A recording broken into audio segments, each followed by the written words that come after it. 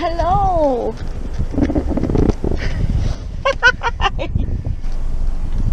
Hi, sweetie. Just an itty bitty bitty, about a couple on the road, driving an RV, pulling a toad. No place special to roam, not looking for a home.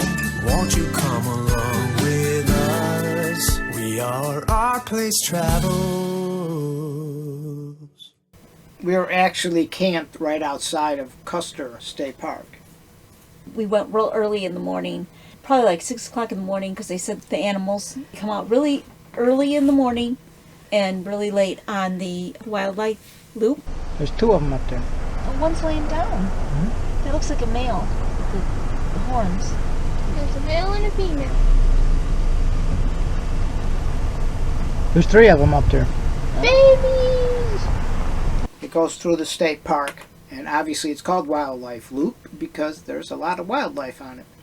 And as you can see, we saw a bunch of wildlife. Beep, beep, beep. Oh, I heard one.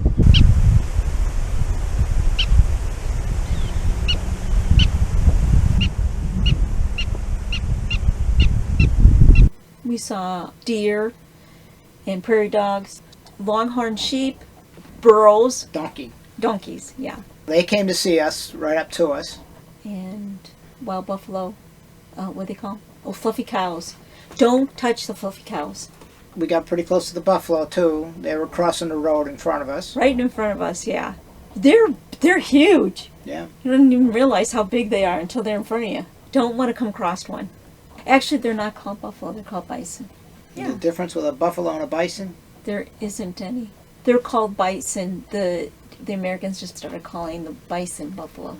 That's one of the things that people do when they go to Custer is go to see the wildlife. So that's great. And they do have a welcome center there, and you can get stamps there too.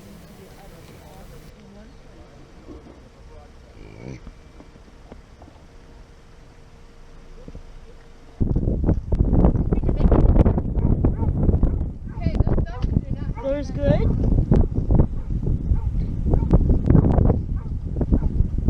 Hi! Here, let's see if I can get you to let me pet you. There you go.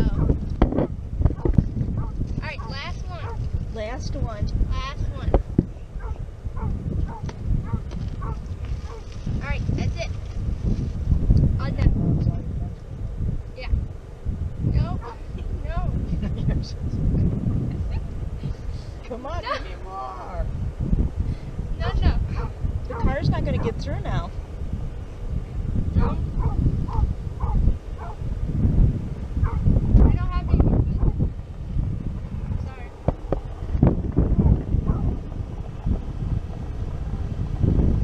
Oh, bud. You might want to move. I'm sorry. Shall we move on?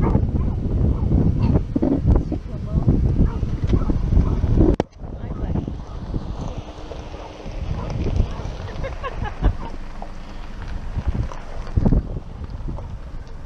Hi, do you like this?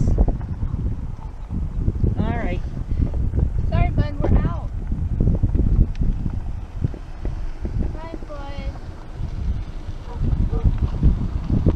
Sorry, come back. And then we went on another driving tour, very famous Needles Highway. Everybody usually goes. They got some beautiful scenery you can drive through. Tunnels and the mountains everywhere, and fancy rocks and winding roads. And It's just beautiful.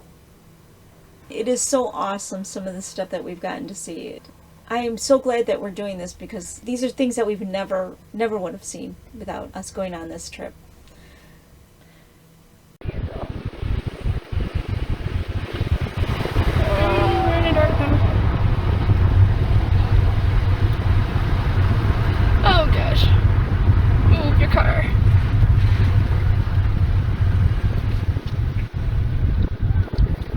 That's pretty. Crazy Horse. Good morning. 2 of you? Yes. $30.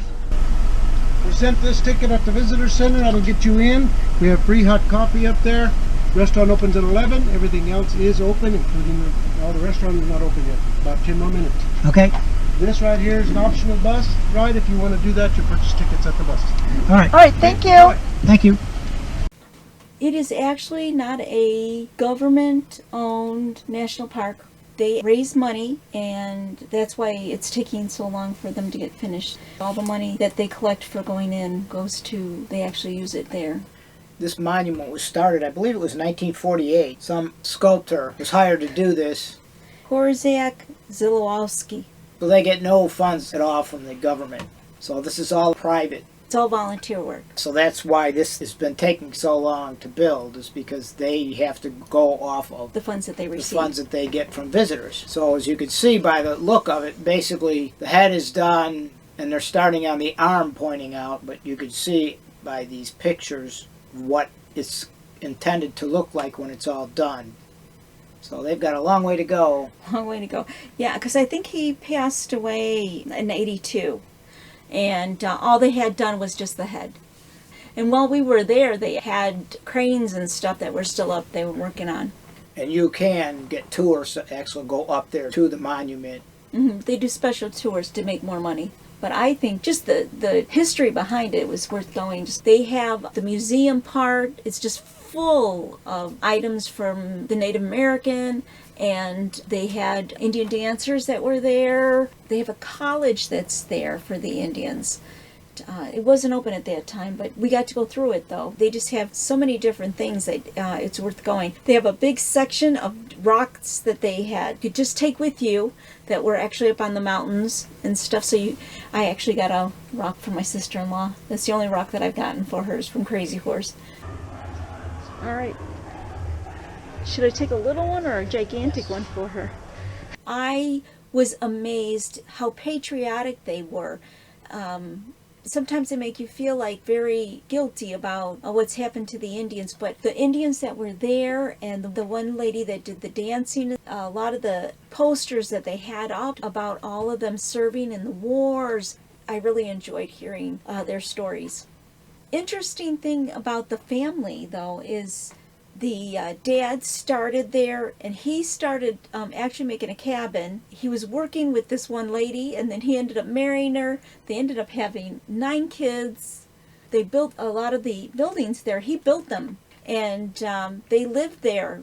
While they were carving Crazy Horse, they started doing tours. The family did the tours there for many, many years. Very interesting story. And after his death, his wife and kids continued on with the project. Yeah, now they've made it into a business, so they actually, some of the kids are like CEOs of it, and they're running it, trying to make money to finish the project. And then at night, what we did is we went to Crazy Horse during the day and checked it all out, and then we went into Custer, the town of Custer, which is right down the road, spent the whole day there, and then had dinner and went through Custer, and then we went back in the evening for the light show. If you leave and you want to come back, you can come back up to 3 days. And now, Crazy Horse Memorial proudly celebrates history and dreams with Legends in Light. Now, this light show is pretty amazing. They actually do almost like a story. First they tell you about the guy who carved it out, about him and his family, and then they do a little tradition to the Native Americans and Crazy Horse. My fellow chiefs and I would like the white man to know the red man has great heroes also. Chief Henry Standing Bear. But they do the whole thing in lights. So it's a light show, and they do it up against the mountain. So it's pretty interesting. We may quarrel with men sometimes, but we never quarrel about the Great Spirit, Chief Joseph. And what we did is we just brought a couple chairs with us, parked in the parking lot, set up our chairs in the parking lot in front of the car, and watched it from the parking lot. And we had the best seat in the house. And you could go into the building and watch it from in the building, in their auditorium part, but actually we are in the parking lot. It's actually a better view. Yeah. So if you go to see it, definitely stick around for the light show, because it's worth waiting for. It is.